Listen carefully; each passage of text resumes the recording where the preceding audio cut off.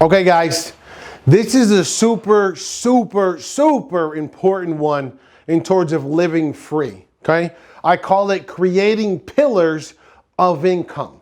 Notice I said income and I didn't say create pillars of work that are going to, bog you down. The biggest reason why entrepreneurs don't want to make 7 figures, 8 figures, or 9 figures, is not even within their vision in the future, is because they haven't found a way to replace them, to turn their self-employment into a business, right? And what I mean is, if you have to go into your business, I have a business right now. It's making money for me right now. As I'm here delivering this value to you, it is making me money. I have more than one. I have more than 2 businesses making me money, where I have people that I trust and rely on to be there to handle that. If the shit hit the wall, then I would be there to help them. But 99% of the problems, they can handle on their own.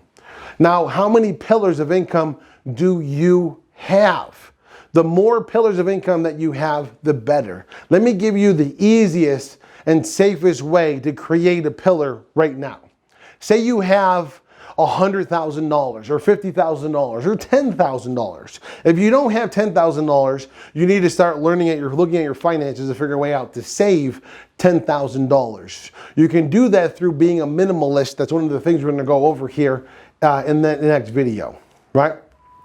But let's just say you have $100,000 in this example, right?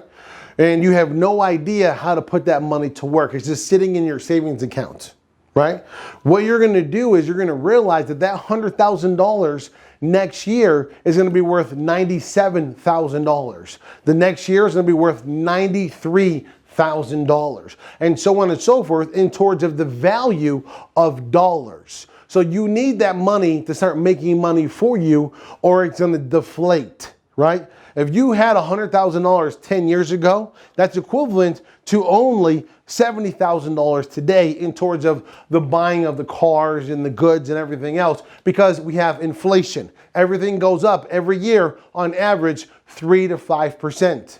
A phone costs $100, $200, $300 in the 1990s. Now the last iPhone that I just bought was $1,000 plus taxes, right?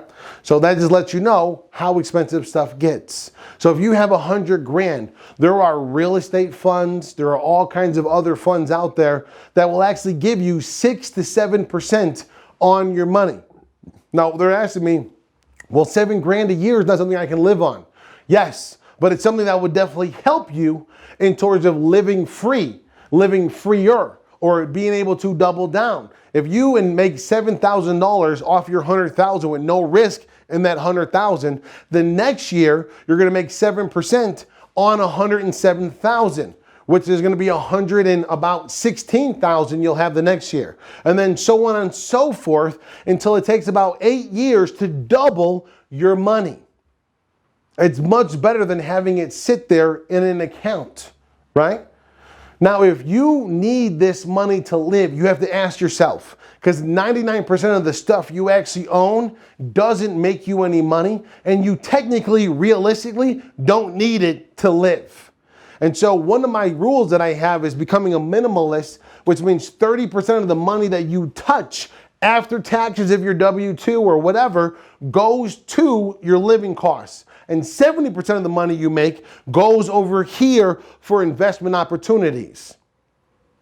You need to be able to save that money and have pillars of income to be able to do that. If you're saving 70% of your income over here to invest in real estate if the deal is good, invest in a business if the deal is great, right? Invest in yourself to become more smarter. Leverage that pillar called resourcefulness.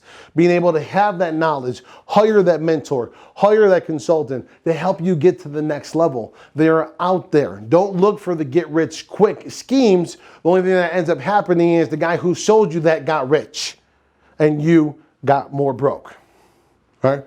So pillars of income. How many do you have? How many do you create? If you don't know how to create pillars of income, let me know. We'll work together. Thank you.